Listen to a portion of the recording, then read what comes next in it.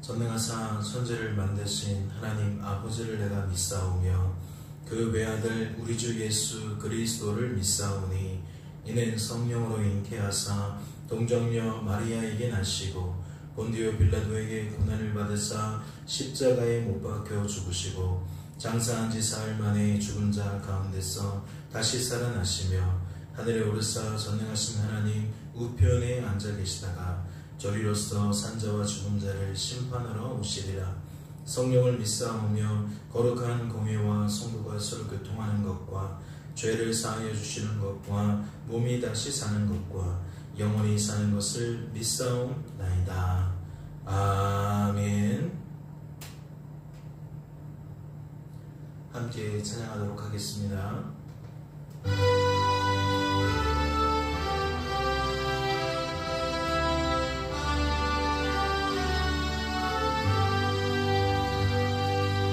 내 주를 가까이 하게 하는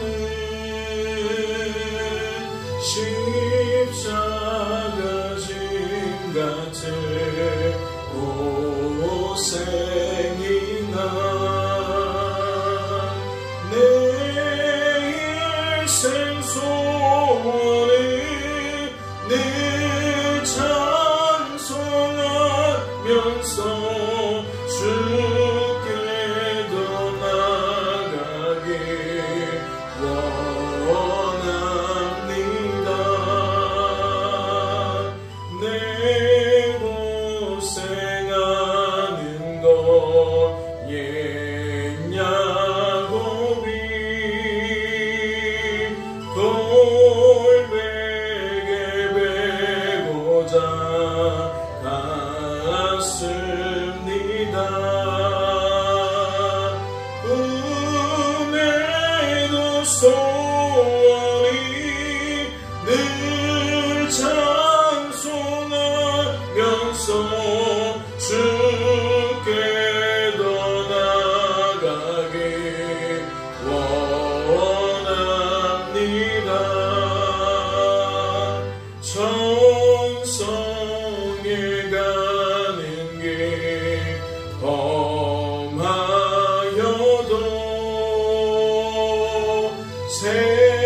생명길 되나니 은혜로다.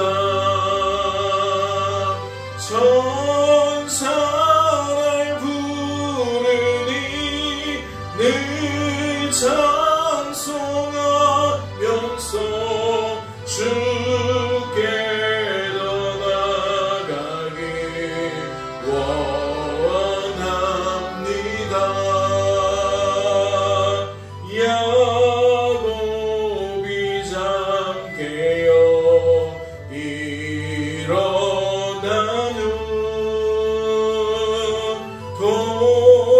돌다리를 쌓은 것 본받아서 숨질 때 되도록 늘 찬송하면서 주께 더 나아가길 원합니다.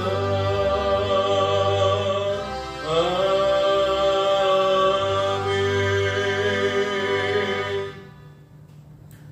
하나님 아버지, 오늘도 깊은 잠에서 깨워주시고 이렇듯 하나님께 나와 기도할 수 있도록 우리를 붙들어 주시니 감사합니다. 주여, 야곱이 배달에서 품게 되어졌던 그 생각과 마음이 둘째 아들이 집에 돌아와 아버지의 은혜를 입을 때와 무엇이 다르겠습니까? 하나님보다 재물을 추종하는 삶들을 살다가 자신의 미약함을 깨닫고 그러한 자신을 붙들어 주시는 하나님의 사랑에 감화되고 감동되는 것과 조금도 다름이 없는 줄로 압니다. 이 땅을 살아가는 중에 우리 각 사람도 그와 같은 우리의 미약함을 발견케 하시고 그러한 하나님의 사랑을 경험하게 하여 주시옵시며 잃어버린 자를 찾아내시는 하나님 때문에 찾아지게 되는 은혜를 누리게 하여 주옵소서. 돌아와야 되는 수많은 아들들이 하나님의 은혜를 힘입고 속히 하나님의 품으로 돌아올 수 있도록 주님 인도하여 주옵소서. 오늘도 하나님 안에서 살펴보게 되어지는 말씀이 그러한 통로가 되어지기를 원합니다. 우리가 돌아서게 되는 우리의 시선과 마음과 생각이 하나님을 향하게 되는 단초가 되어지기를 원합니다. 말씀을 통하여 친히 역사하여 주시옵소서. 주께서 우리를 붙들어 주실 줄로 믿고 감사드리며 이 모든 말씀 우리를 죄에서 구원하신 예수님의 이름으로 기도하옵나이다. 아멘. 오늘 살펴보실 하나님의 말씀은 신약성경 고린도후서 13장 말씀입니다. 신약성경 고린도후서 13장 말씀 함께 통독하도록 하겠습니다. 통독합니다. 내가 이제 세 번째 너희에게 가리니 두세 증인의 입으로 말마다 확정하리라. 내가 이미 말하였거니와 지금 떠나 있으나 두 번째 대면하였을 때와 같이 전에 죄 지은 자들과 그 남은 모든 사람에게 미리 말하노니 내가 다시 가면 용서하지 아니하리라. 이는 그리스도께서 내 안에서 말씀하시는 증거를 너희가 구함이니 그는 너희에게 대하여 약하지 않고 도리어 너희 안에서 강하시니라. 그리스도께서 약하심으로 십자가에 못 박히셨으나 하나님의 능력으로 살아계시니 우리도 그 안에서 약하나 너희에게 대하여 하나님의 능력으로 그와 함께 살리라. 너희는 믿음 안에 있는가? 너희 자신을 시험하고 너희 자신을 확증하라. 예수 그리스도께서 너희 안에 계신 줄을 너희가 스스로 알지 못하느냐? 그렇지 않으면 너희는 버림받은 자니라. 우리가 버림받은 자 되지 아니한 것을 너희가 알기를 내가 바라고 우리가 하나님께서 너희로 악을 조금도 행하지 않게 하시기를 구하노니 이는 우리가 옳은 자임을 나타내고자 함이 아니라 오직 우리는 버림받은 자 같을지라도 너희는 선을 행하게 하고자 함이라. 우리는 진리를 거슬러 아무것도 할 수 없고 오직 진리를 위할 뿐이니 우리가 약할 때에 너희가 강한 것을 기뻐하고 또 이것을 위하여 구하니 곧 너희가 온전하게 되는 것이라.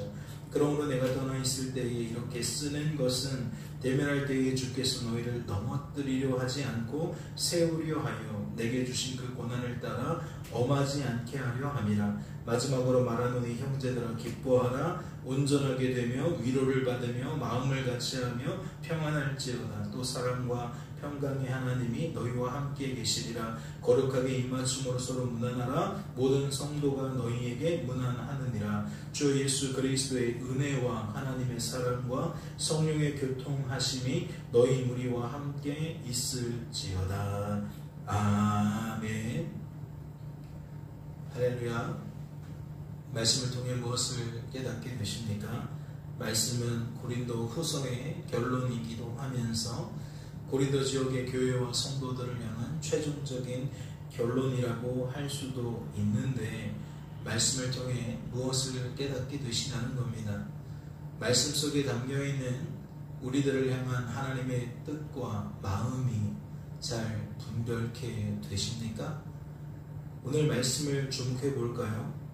마지막에 어떻게 끝나고 있습니까?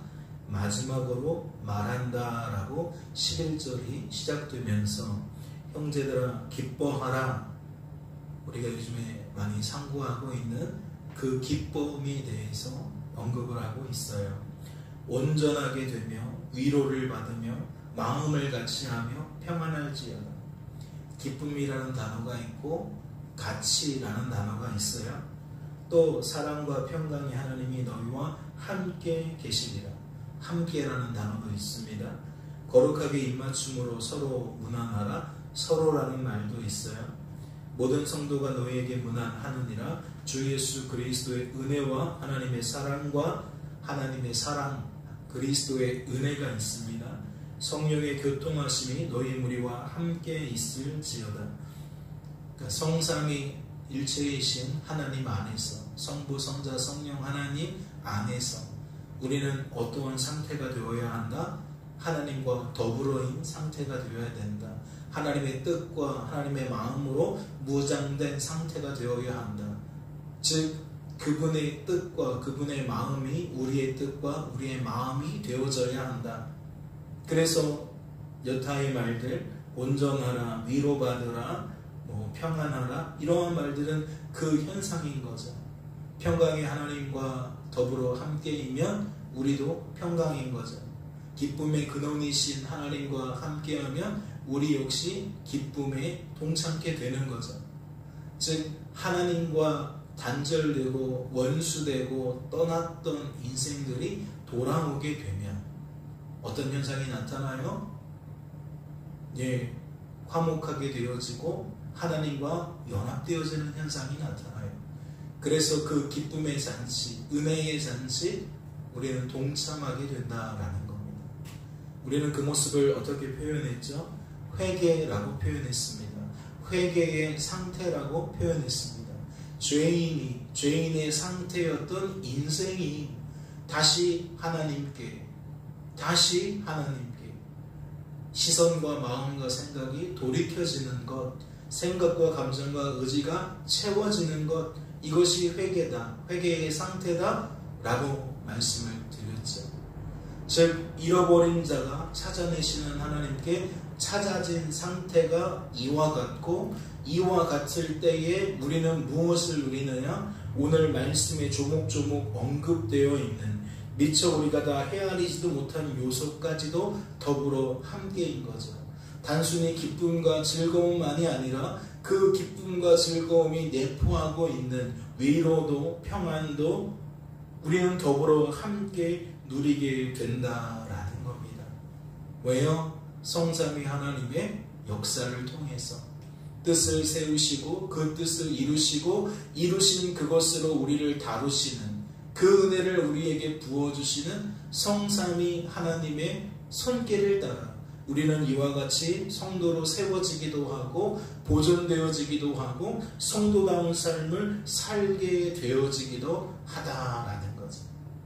그러면 결국 이 말에 아주 중요한 맥락으로 전면에 내세우지는 않지만 결국 하나님의 안에서 이러한 상태가 되어지면 무엇도 함께이겠습니까?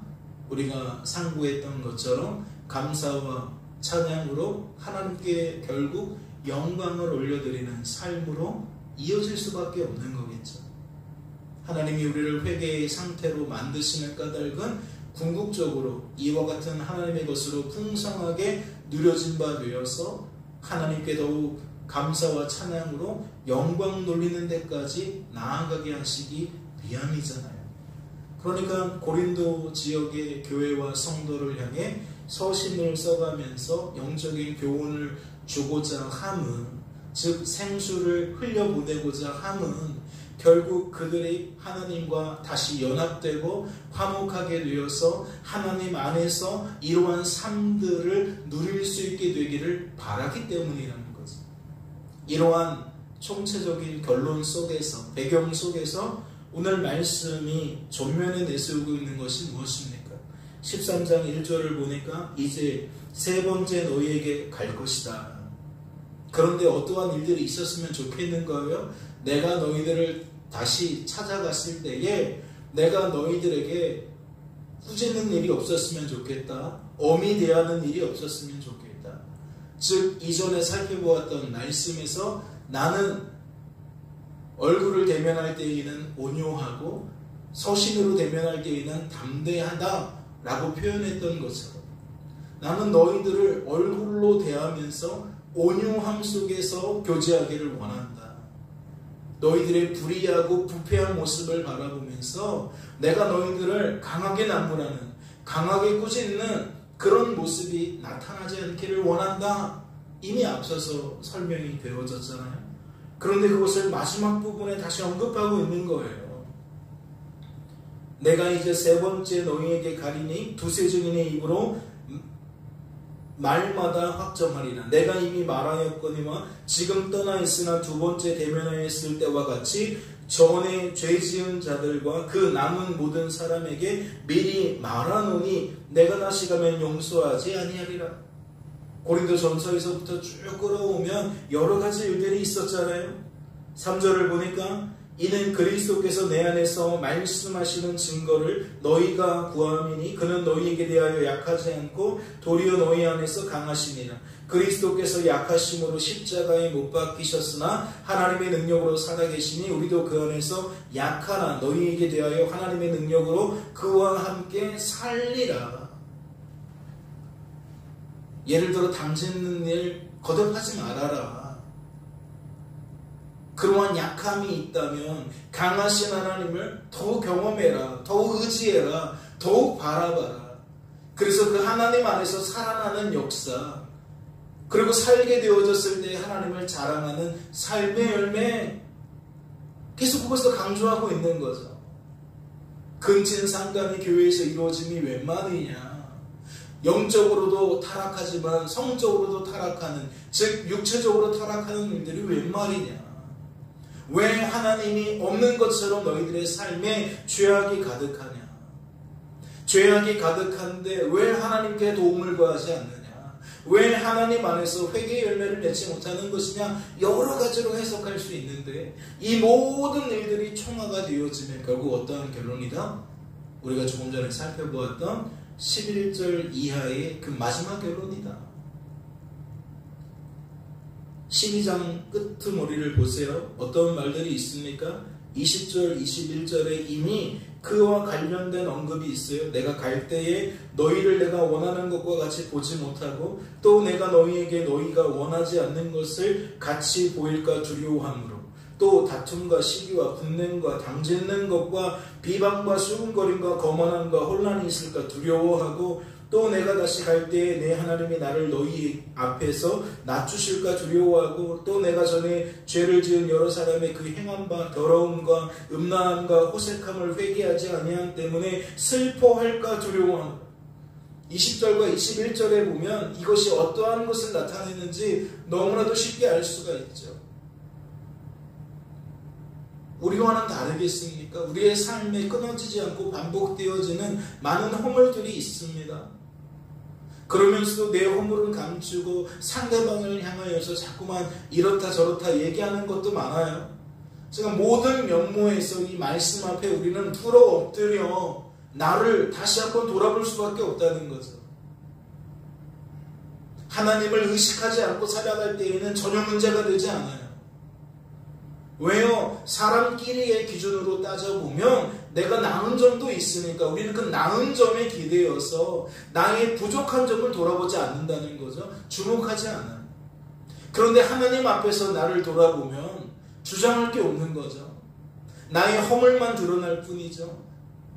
그러니 우리는 무너질 수밖에 없는 거고 회개할 수밖에 없는 거예요.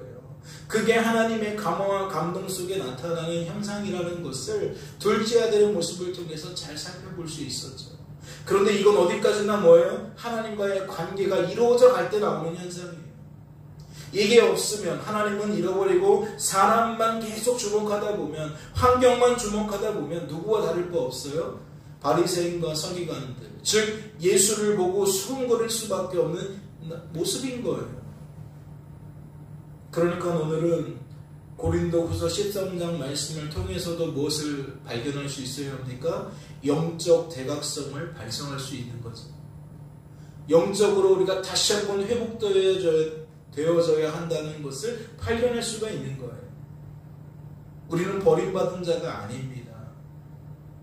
우리는 잃어버린 자로서 다시 찾아져야 하는 자들일 뿐입니다. 하나님께 찾아지는 자들일 뿐입니다. 오늘 우리의 상태가 찾아져야 하는 상태가 아닐까요? 찾아지는 상태로 전환이 되어져야 하는 오늘의 현실이 아니겠냐라는 겁니다. 이 땅의 교회와 성도의 모습, 단추에 보면 그게 내 모습이잖아요. 허물 많은 내 모습이잖아요. 그럼 내가 먼저 뭐 해야 돼요? 영적 각성을 해야 되죠. 회개의 상태가 되어야 합니다. 나를 찾아주시는 하나님께 더욱 매달려야 하는 거예요. 나에게 은혜를 베푸시고 호의를 베푸시고 자비를 베푸시는 하나님께 우리의 생각과 감정과 의지를 더욱 집중할 필요가 있다는 거죠. 우리의 시선과 마음과 생각을 하나님께로 돌이킬 필요가 있다는 거예요. 오늘도 이 아침에 말씀을 깊이 묵상하시면서 내가 하나님과 함께이면서 이와 같은 기쁨과 온전함과 위로와 평안과 은혜와 사랑과 교통을 온전히 누리고 있는지를 점검하시며 이러한 성도가 마땅히 누려야 하는 것들이 내 안에서 회복되어질 수 있도록 하나님께 도움을 구하시는 복된 아침이 되어질 수 있기를 주님의 이름으로 소망합니다. 잠시 기도합니다. 하나님 아버지, 우리의 삶에 유일한 도움은 하나님이십니다. 육신의 안목으로는 이러한 사람 저러한 사람을 통한 도움이고 이러한 방법 저러한 방법을 통한 도움이지만 말씀을 통하여 영적인 안목으로 바라보면 그 모든 것들을 통하여 나를 도우시는 하나님의 도우심 그 이상도 이하도 아닌 줄로 압니다. 그러나 우리가 영적으로 침체되고 무뎌졌을 때에 무엇을 놓칩니까? 하나님을 놓칩니다. 눈에 보이는 사람과 방법이라는 수단만 보이게 됩니다. 그러면 우리는 그것을 하나님처럼 붙들게 되어집니다. 맹신하게 되어집니다. 그러다 보니 내가 죄의 수렁텅이에 빠져 있지만 그러한 내 모습을 자각하지 못하고 살아갈 때가 많습니다.